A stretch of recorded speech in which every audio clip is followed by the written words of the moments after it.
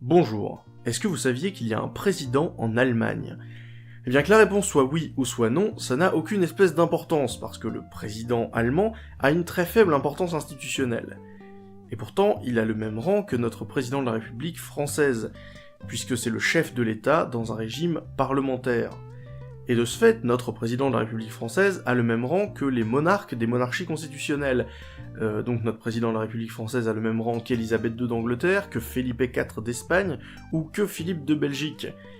Et pourtant, cette analogie entre monarchie parlementaire et régime français, elle s'arrête bien vite, parce que quand on regarde l'élection présidentielle française, on a une ampleur médiatique, une ampleur nationale, qui ressemble bien plus à celle des élections présidentielles américaines, que à celle de la désignation d'un roi en monarchie constitutionnelle. Le président de la République française, c'est une curiosité par rapport à ses homologues étrangers. Et bien cette curiosité, je vais essayer de l'expliquer dans cette vidéo et dans la suivante. Dans cette vidéo, nous parlerons des régimes parlementaires et présidentiels, et dans la prochaine, nous parlerons plutôt du régime français, de ses particularités, et de la limite de cette distinction régime parlementaire-régime présidentiel. Mais avant même de commencer à aborder ces systèmes, il faut déjà dire que les régimes parlementaires et présidentiels ne sont pas des systèmes politiques absolus, ce sont plutôt des pôles vers lesquels tendent des systèmes politiques définis. Donc aujourd'hui, ce qui va nous intéresser, ce sont les régimes politiques. Mais on peut pas tout aborder, alors on va se concentrer sur les régimes de séparation des pouvoirs. Dans ces pouvoirs, on n'abordera pas le judiciaire, alors qu'il aurait sa place dans cette vidéo. Mais dans cette vidéo, on ne va pas parler non plus donc des régimes qui ne sont pas des régimes de séparation des pouvoirs.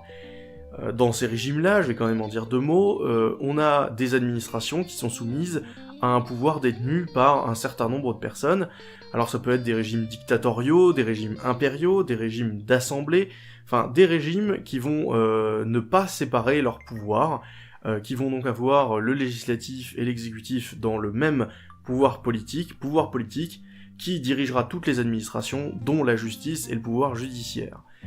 C'est finalement relativement simple par rapport au régime de séparation des pouvoirs. Parce que oui, dès l'instant qu'on essaie de séparer les pouvoirs, ça devient tout de suite beaucoup plus compliqué, et historiquement là-dessus, on a deux écoles. L'école de séparation stricte des pouvoirs, l'école états-unienne, le régime présidentiel, et puis l'école anglaise de séparation souple des pouvoirs, le régime parlementaire.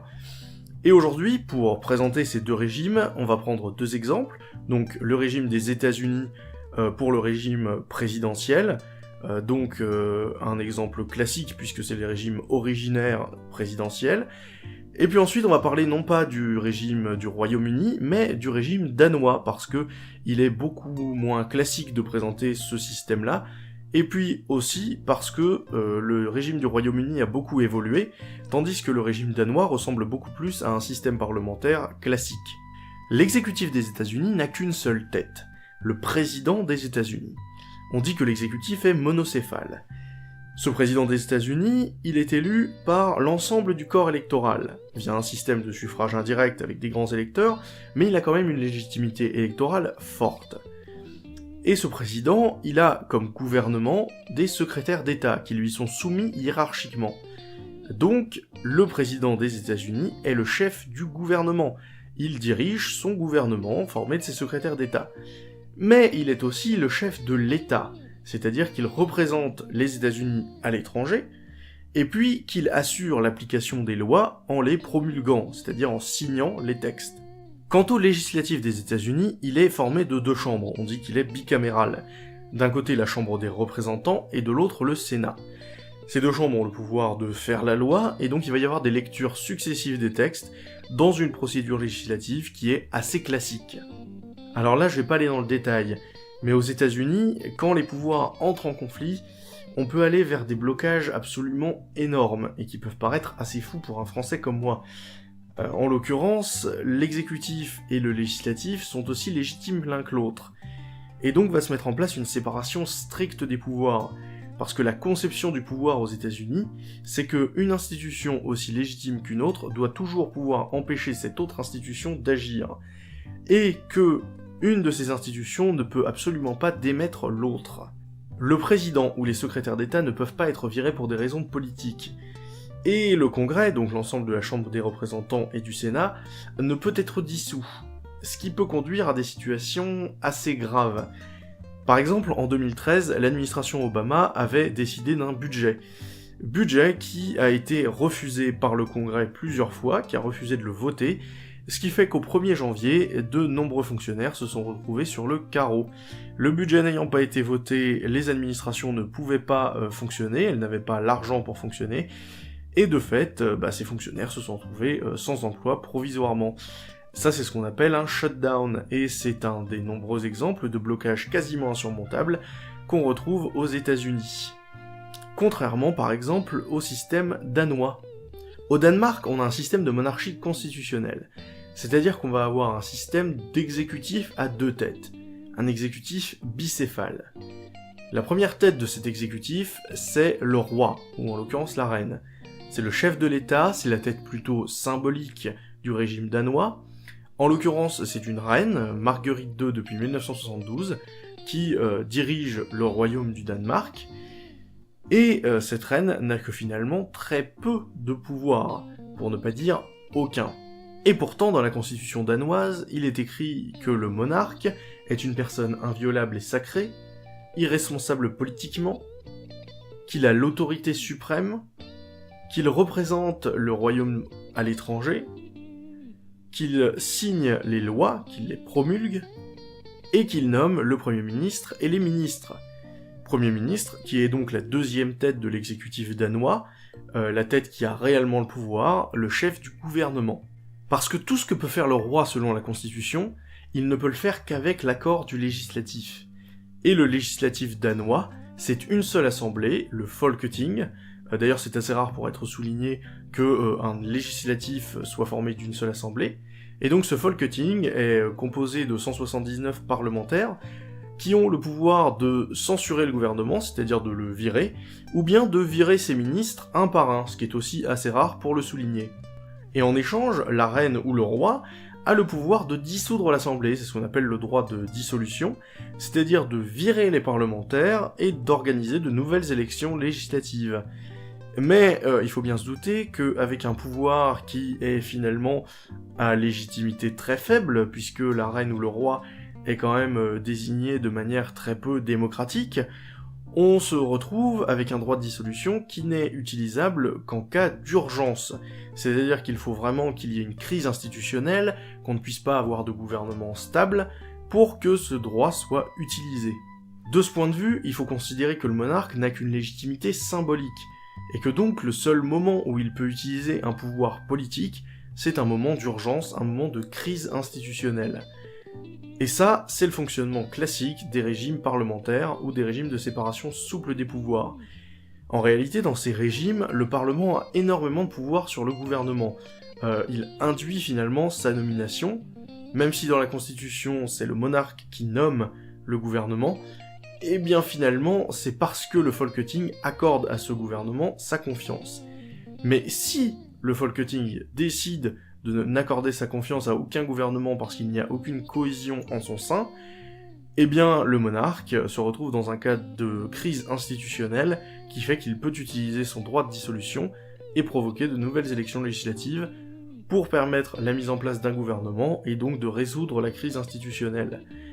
Et c'est ça finalement la séparation souple des pouvoirs. Si le Parlement est d'accord pour virer le gouvernement, il le fait.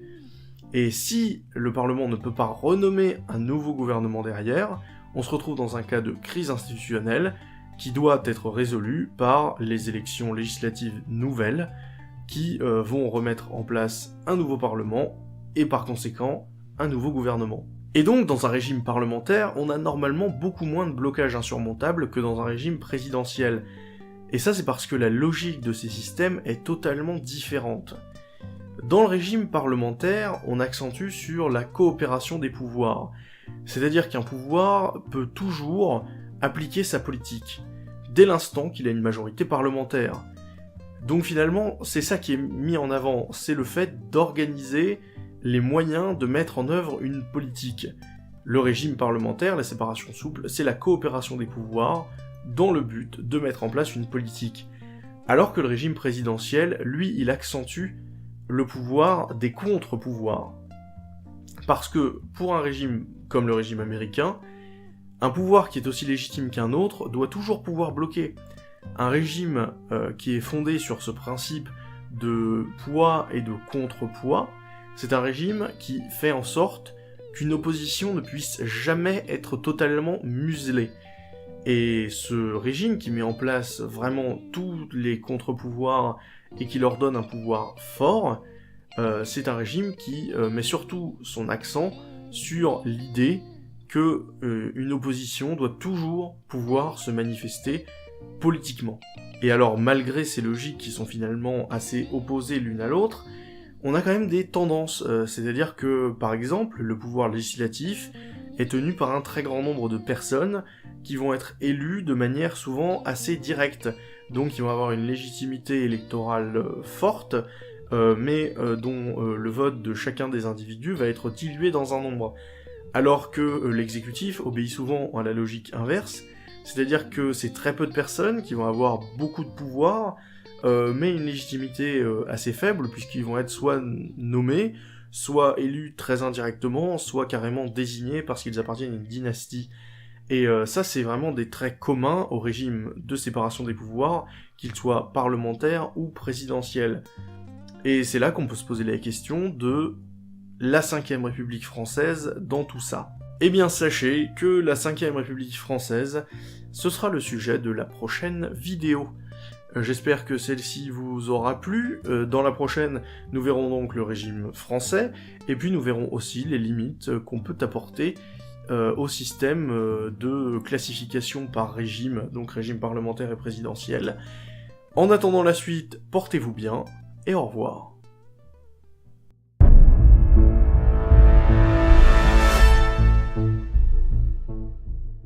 Merci d'avoir regardé cette vidéo. Si elle vous a plu, vous pouvez laisser un petit pouce en l'air, ou bien vous pouvez décider aussi de commenter cette vidéo si vous avez des remarques ou des questions.